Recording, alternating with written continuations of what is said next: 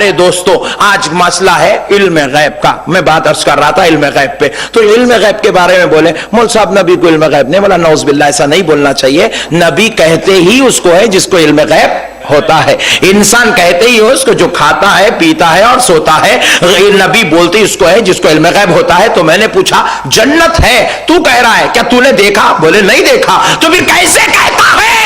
मानना पड़ेगा प्यारे मुस्तफा ने कहा है, प्यारे नबी ने कहा है। अच्छा, एक साहब बोले नहीं मौल साहब बात सही है आपकी, मगर हुजूर बोले ना। और बोला चलो हुजूर बोले। हुजूर क्या बोले? बोले नहीं, कुरान में है ना, अल्लाह ने कहा कुरान में जन्नत है। तो मैंने कहा बेशक बहुत अच्छी बात है, मेरे को भी वो आयत याद है, इन्नल्लज़ीना आमनू व अमिलुस्सालिहाति लहुम जन्नातुन तजरी मिन तहतिहल अनहार। अल्लाह ताला ये जन्नत का मुख्तसर सा तारुफ दिया और उसकी सबसे बड़ी अजमत बयान किया कि उसके दर्जात भी हैं, उसके नीचे से नहरें भी बह रही है, ये अल्लाह ने बताया। मैं बोला कुरान में तो इतना ही है, जरा बोलो कुरान में इतना ही है। मैं पूछा तुम जन्नत के बारे में क्या जानते हो? मौलाना बोले मेरे को जहां तक मालूम है जन्नत के 8 दरवाजे हैं। मैं लगा बहुत अच्छे मालूमात है आपको।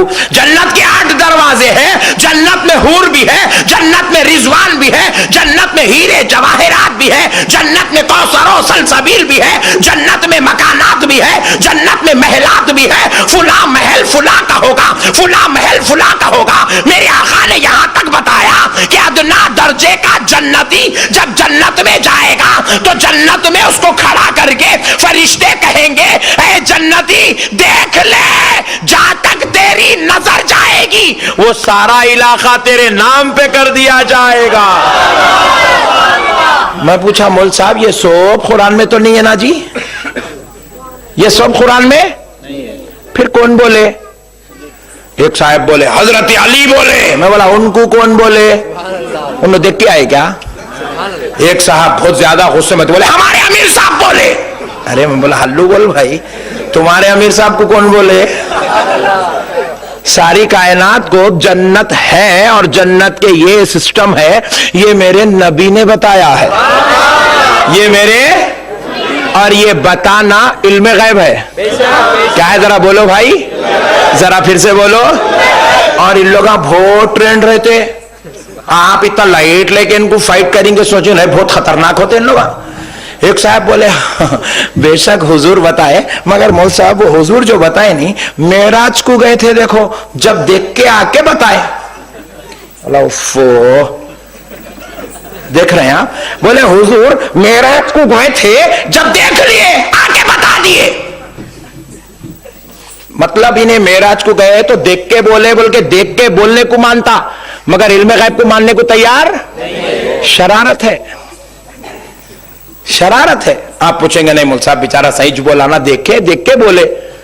इन लोग ऐसी मिट्टी डालते मेरे भाई, जाके सट्टी लगती, जगह पे बैठती, मगर हमारे सामने बोले तो हम मसले को हल करते।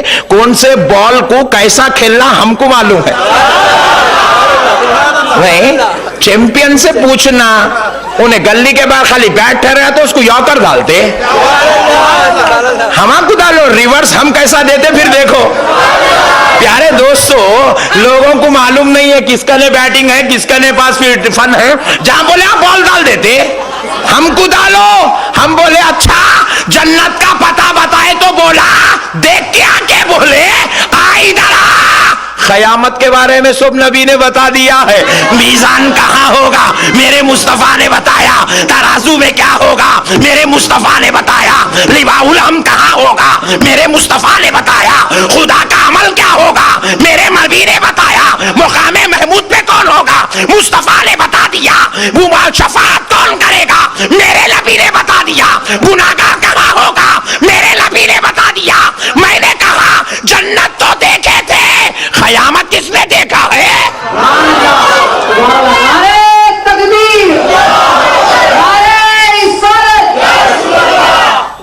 जन्नत तो देखा, इल्जाम लगाया, देख के बोले ये इल्जाम है, इल्जाम। नबी जब जन्नत के देखने के लिए दौरे के लिए गए तो हुजूर की उम्र उस वक्त 52 साल थी। क्या उम्र थी? 52 साल थी। मगर मेरे नबी ने ऐलान नबूवत के साथ ही जन्नत का तज़किरा फरमाया।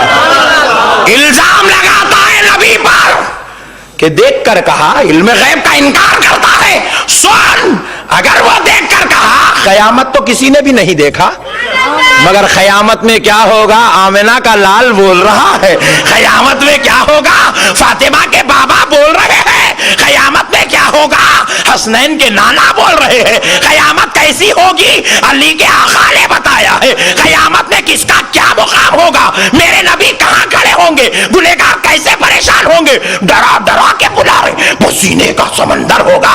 मैं पूछा, ये पसीने का समंदर होगा, ये तू देखा? बोले नहीं देखा। फिर किसने बताया? बोलना पड़ेगा, प्यारे मुस्तफा ने बताया। इल्म गैब का कोई इनकार कर सकते मेरे भाई? अगर कोई करे तो मतलब यह है कि नबी के लिए उसके दिल में बुग़्ज़ है, हसद है, उसके दिल में नबी के लिए बगावत है, इसलिए इल्म गैब का इनकार कर रहा है। आशिक़े मुस्तफा होता तो गर्दन झुका के मान लेता, आशिक़े नबी होता गर्दन झुका के मान लेता। एक मौलवी साहब क्या करे, अपनी अम्मी की अजमत पे जुम्मे के दिन धुआंधार खिताब करे, आखिरी में बोले मां के खत्मों के नीचे जन्नत है। आई मैं बोला, इतना चिल्ला के बोल रहे हैं क्या मौलवी साहब? देखें क्या, हमेशा सैंडलिज दिखी, जन्नत दिखी च नहीं एक बार भी। इतना चिल्ला चिल्ला के बोल के लोगों को बुला बुला के यहां वहां ले लेके चले जाते। जैसा आदमी मिला उसको वैसा डाल रही। एक जना बहुत अम्मा बाबा का आशिक था, तो उसके सामने अम्मा बाबा की अजमत बुला के बता के बुला लिए। मैं बोला, मुल साहब जन्नत माँ के खत्मों के नीचे है, जन्नत माँ के खत्मों के नीचे। अमेरिका से लेके सऊदी तक, सऊदी से लेके इंडिया तक, इंडिया से लेके बांग्लादेश तक सब पुकार रही। देखे कौन तो भी, फिर है बोल के बोल रही सब, फिर देखे कोई भी नहीं, फिर ये है बोल के कैसा मालूम? तो पता चला इल्म गैब मुस्तफा ने बताया। नहीं भाई, नबी का ये इल्म गैब है, नबी देख रहे हैं गैब की बात क्या है, कहां क्या है नबी को मालूम है, कहां क्या है मेरे मुस्तफा ने बताया है। एक साहब बोले, मैं अपने बाबा की इज्जत इसलिए करता हूं, मेरे बाबा जन्नत के दरवाजों में बीच का दरवाजा है। मैं पूछा देख क्या है, दरवाजा है तो मैं पूछा खिड़की है नहीं कुंडी है, धेलीज है ना, खटका है दरवाजे का, क्या तो भी है? बोले नहीं दरवाजा है। मैं बोला अच्छा देखे थे क्या? बोले नहीं। फिर कैसा मालूम जी, ये तो गैब की बात है। हमारे अब्बा को तो हम देख रहे हैं इंजीनियर है, हमारे बाबा हमारी आंखों के सामने मौलाना, हमारे अब्बा हमारी आंखों के सामने जो है डॉक्टर साहब है, लेकिन रसूलुल्लाह बोले जन्नत का दरवाजा है। पूरी दुनिया इज्जत कर रही है, एहतराम कर रही है, ताजीम कर रही है। मैंने पूछा ये जन्नत का दरवाजा है, तुझको कैसे मालूम जबकि तूने नहीं देखा? तो सबने जवाब दिया इल्म गैब मुस्तफा ने बताया। बात समझ में आ रही मेरे प्यारे भाई? इल्म गैब का अगर इनकार कर दिया तो उन्हें मुसलमान हो ही नहीं सकता। क्यों? आप पूछें क्या मौल साहब इल्म गैब का इनकार कुफरू को लेके जा? बेशक खुदा की कसम लेके जाता। आप पूछे मौल साहब वो कैसे? तो सुनो, अल्लाह है ना भाई? कौन देखे बोलो? 100 रुपए इनाम। हाय हाय हाय। मुल साहब बोले अल्लाह है, अल्लाह है। अल्लाह की तरफ आओ, डायरेक्ट अल्लाह से मांगो। ओहो, हम पता बताए तो हमारे कुछ देख रहे, उन्होंने है बोल के हम पता बताए नहीं, हम कुछ बोलता उनसे डायरेक्ट मांगो कहते। हम बोले नहीं, खुदा की कसम हम डायरेक्ट नहीं मांगते। बोले वो क्यों? बोले अल्लाह हमारे को डायरेक्ट मिला क्या? अल्लाह हमारे को डायरेक्ट बोला क्या मैं हूं, मैं अल्लाह हूं, तू मेरा बंदा है?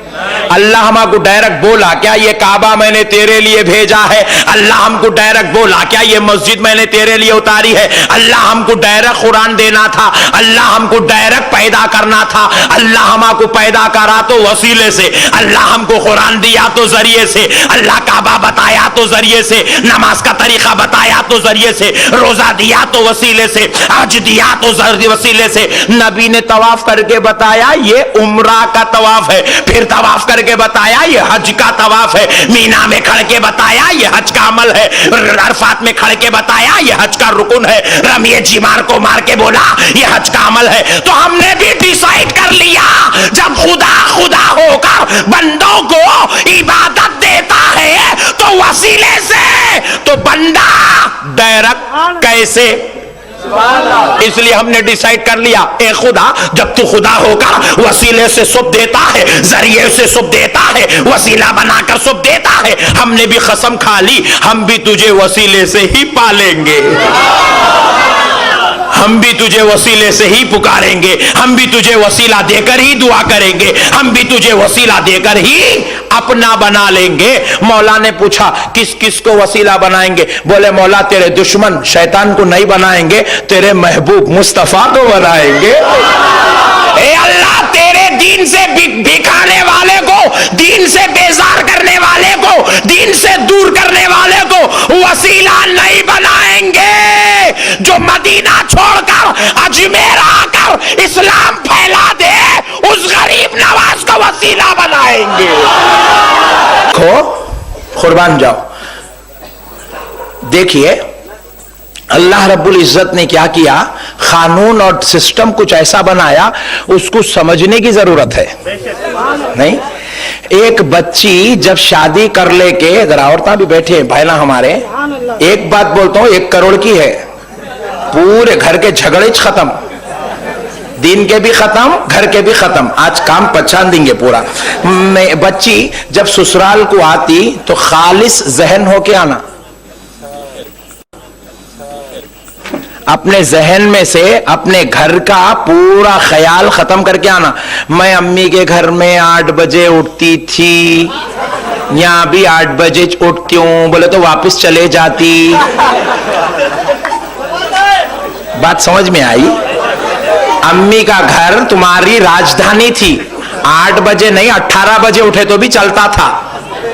ये ससुराल है, ये ससुराल है, और या ससुराल में तुम खादिम, बोले मैं खादिमा हूं क्या? नहीं, खादिमा नहीं है, मगर ससुराल क्या करता, तुम्हारे को एक उम्मीद के साथ लेके आता कि तुम आएंगे तो हमारी खिदमत करेंगे और हमारे बेटे का, हमारे खानदान का, हमारे घर का तुम अच्छी तरीके से जिम्मेदारी संभाल के नाम रोशन करेंगे, ये जहन से आते। और तुमको यहां आने के बाद अल्लाह जब तक मां बाप के घर में रखा तो बेटी बेटीच थी, बेटी बेटीच थी, 35 साल की भी हो गई तो बेटीच थी, 55 साल की भी हो गई तो वहां बेटीच थी। वहां से निकल के यहां आई, 18 साल की उम्र में आई, 20 साल की उम्र में आई, 25 साल की उम्र में आई, यहां आते की डिग्री मिलती। बोले क्या? मां बनते। मां के घर में पूरी जिंदगी रही तो कदमों के नीचे जन्नत नहीं आती, ससुराल को आते की आती। इसलिए ससुराल को आए तो खिदमत करना, डिग्री मिलती, पढ़े तो पास होते, खिदमत करे तो मां बनते। बात समझ में आई दोस्तों? फिर अच्छी खिदमत करके संभल के रहे तो डिग्री और बढ़ती, खत्म नहीं होती। बोले क्या? अब तक मां थे, अब सास बनते। बात समझ में आई? अरे वाह, इस पे भी नारे लग रहे, लगा दो जरा। सुभान अल्लाह। तो फिर क्या हुआ? फिर खत्म नहीं होती, और अच्छा चलते रहे, सिस्टम मस्त चला तो क्या होता? और डिग्री बढ़ती। बोले वो क्या बोल साहब? बोले दादी बन जाते जी, दादी बन जाते। बोले और डिग्री बढ़ती। बोले मौल साहब वो क्या? शौहर खुश था, खानदान तुमसे खुश था, तुम्हारी बहुएं, तुम्हारे रिश्तेदार तुमसे खुश थे, तो मरते ही जन्नत में जगह मिल जाती। डिग्रियां बढ़ते ही रहते। तो बहू आई तो खानदान को खालिस जहन लेके आना, शर्त लगा के नहीं आना। मैं 8 बजे उठूंगी, मैं 1 टाइम के बर्तन धोऊंगी, 2 टाइम के कपड़े धोऊंगी, मैं ये करूंगी वो करूंगी, ये शर्त लगा के हमारे बच्चों को भेज रहे। और बाबाजान भी बोलते बेटी अगर कुछ बोले लगा तो मेरे को कॉल करो। वो कॉल कराना था तो भेजते कहीं को जी। ये बहुत खतरनाक लोग हैं मेरे भाई, इन्हों टाइगर है, टाइगर ही अपने घर में, वहां नहीं। बेटी को ऐसी तालीम देने वाला बाप लानती है। अल्लाह की नजर में दोज़ख का हकदार है वो बाप जो बेटी को ऐसी तालीम देता, बेटी कॉल कर दे मैं आ जाता हूं। हाँ, क्या करते, लाके बिठा लेते। दोस्तों, प्यारे बुजुर्ग और दोस्तों, बेटी घर को जाती है, खुदा की कसम दामाद के भरोसे पे बेटी को मत छोड़ो, समदावे के भरोसे पे बेटी को मत छोड़ो, बेटी को अल्लाह और उसके रसूल के भरोसे पे छोड़ो। तुम्हारी बेटी जब जब मुसीबत से गुजरेगी, तुम मदद को नहीं जा सकते, मदीने वाला मुस्तफा मदद को आ जाएगा, खालिक़े कायनात मदद को आ जाएगा। जिस बेटी का बाप अपनी बेटी को अल्लाह और उसके रसूल के भरोसे पे घूंघट उड़ाकर विदा करता है, देख ले वो बेटी कभी रुसवा नहीं हो सकती, हर मैदान में अल्लाह उसका मददगार हो जाता है। बहरहाल ये टॉपिक नहीं है, फिर बुलाओ ये टॉपिक रख के तो मैं उसके ऊपर गुफ्तगू करता हूं। मगर मैं बता रहा था ये भी हम लोग बोल सकते हैं मगर नहीं बोलते, कई को, क्योंकि जहां टेंशन जिस मसले में चल रहा वो मसले पे बोलना कहते हैं। नहीं, एक साहब बोले मुल साहब अजीब है आप लोग। बोला तो हमेशा ही अजीब दिखिए मगर अब क्या मसला है बोलो। बोले मुल साहब नमाज पे नहीं बोलते, रोजे पे नहीं बोलते, ज़कात पे नहीं बोलते, हज पे नहीं बोलते, कुरान पढ़ो नहीं बोलते, नेक काम करो नहीं बोलते। मैं बोला वो सबको मालूम, नमाज फर्ज है नहीं मालूम, नमाज नहीं पढ़े तो दोज़ख में जाते बोल के नहीं मालूम, नमाज पढ़े बगैर जन्नत में नहीं जा सकते नहीं मालूम, अभी क्या मालूम होना। फिर बोले अजमत नबी पे कहीं को बोलते, बोले जिस पे टेंशन चल रहा उस पे बोलते। नहीं, असेंबली में एमएलए साहब जाके खड़े रहे, महल्ले में खम्मम में टेंशन ये चल रही कि जो है खम्मम, मिसाल दे रहा हूं, फॉर एग्जाम्पल कहीं कल एमएलए साहब को लगा देंगे वो एक मुसीबत। फॉर एग्जाम्पल खम्मम के अंदर जो है टेंशन चल रहा, 1 महीने से लाइट नहीं है, 1 महीने से पानी नहीं है। एमएलए साहब गए असेंबली को, वहां जाके लाइट पे बात करेंगे पानी पे बात करेंगे नहीं, वहां जाके एमएलए साहब क्या करे, ड्रेनेज के ऊपर बात करे। अब पूरे खम्मम के लोग चौरस्ते पे इस्तेकबाल के वास्ते बंडे लेके खड़े रहे, बोले वो कहीं को इतनी अच्छी गुफ्तगू करा, इंग्लिश में बोला ड्रेनेज सिस्टम। बोले दीवाने यहाँ पानी गया हुआ है, लाइट गई हुई 1 महीने से, सब परेशान है, तो ड्रेनेज पे बात करके आता इस्तेकबाल। बात समझ में आ रही। हम उलमाए अहले सुन्नत भी अहले सुन्नत के वकील है, जो केस चल रहा उस पे बात करना पड़ता नहीं। इल्जामा हमारे ऊपर लग रहे तो अब हमारा काम है इल्जामा धो के जाना। जो इल्जाम ही नहीं लगा नमाज के ऊपर, नमाज पे इल्जाम लगा क्या, पूरों का इत्तेफाक है नमाज 5 वक्त की है। मैं भी बोला 5 वक्त, उन्होंने भी बोल रहे 5 वक्त, उन्होंने भी बोल रहे 5 वक्त, उन्होंने भी बोल रहे 5 वक्त, 6 वक्त बोल के अब तक टेंशन हुआ ही नहीं। जिस बात पे टेंशन है उस बात पे गुफ्तगू होगी, तो वकील का काम क्या होता है, वही बात पर गुफ्तगू करे।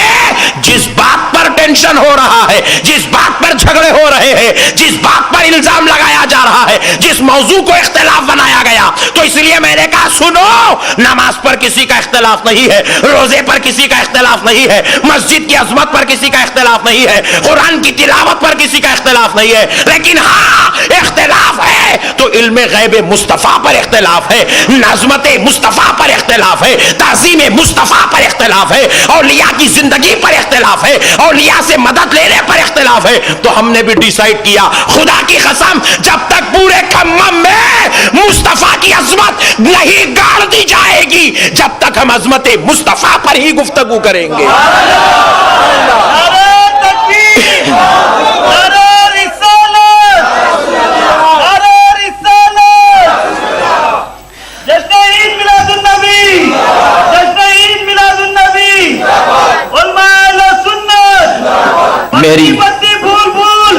मेरी बात तो समझ में आ रही है ना भाई, समझ में आ रही नहीं?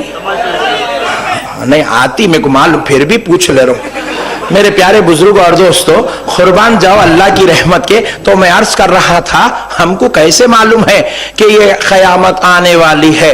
ये सरकार का इल्म गैब है, सरकार बताए तो हमको सब समझ में आया।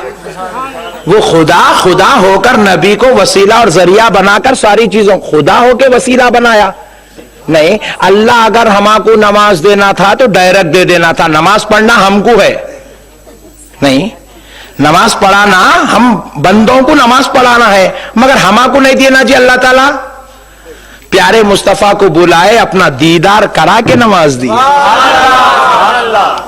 अल्लाह ताला कुरान हमको पढ़ाना है, कुरान कयामत तक तेरे बंदे पढ़ने वाले हैं। कौन से तो भी बंदे को बोलना खम्मम का बहुत जबरदस्त टॉप का बिजनेसमैन, इधर ये कुरान लेके जाओ, ऐसा नहीं करे अल्लाह ताला। बोले इधर आओ मेरे प्यारे हबीब, आप कहां हैं? बोले आए अल्लाह मैं मक्के में हूं। बोले ए हबीब लो मक्के में कुरान भेज रहा हूं।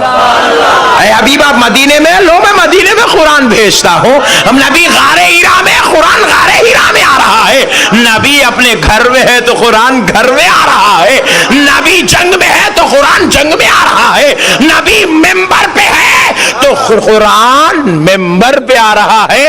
रब बता रहा है कि कुरान सीने मुस्तफा का मोहताज है, कुरान सीने मुस्तफा का मोहताज है। इसलिए रब ने कहा सुनो बंदो, मैं खुदा होकर डायरेक्ट कुरान तुमको नहीं देता, मुस्तफा को वसीला बना के देता हूं। तो हमने भी डिसाइड कर लिया, हम भी डायरेक्ट दुआ अल्लाह की बारगाह में नहीं भेजेंगे, नबी को वसीला बनाकर भेजेंगे, नबी को वसीला बनाकर भेजेंगे। अल्लाह हमको डायरेक्ट भेज सकता था, भेजा क्या? हमारे अम्मी अब्बा के जरिए भेजा। हमको डायरेक्ट पैदा कर सकता था, नहीं करा, अम्मी अब्बा के जरिए हमको दुनिया में भेजा। हम पैदाइश डायरेक्ट नहीं हुए तो डायरेक्ट बात ना करते कैसा? नहीं। और अल्लाह डायरेक्ट भी पैदा कर सकता, जैसे आदम अलैहिस्सलाम को डायरेक्ट पैदा कर दिया। उनके अम्मी है ना अब्बा है, बगैर अम्मी अब्बा के है उन्होंने। तो अल्लाह बोले मैं डायरेक्ट भी पैदा कर सकता हूं, मगर डायरेक्ट सबको पैदा। फिर उन्हें खुदा हो के डायरेक्ट को एक्सेप्ट नहीं करता, इन्हें बंदा हो के डायरेक्ट कैसा जाता?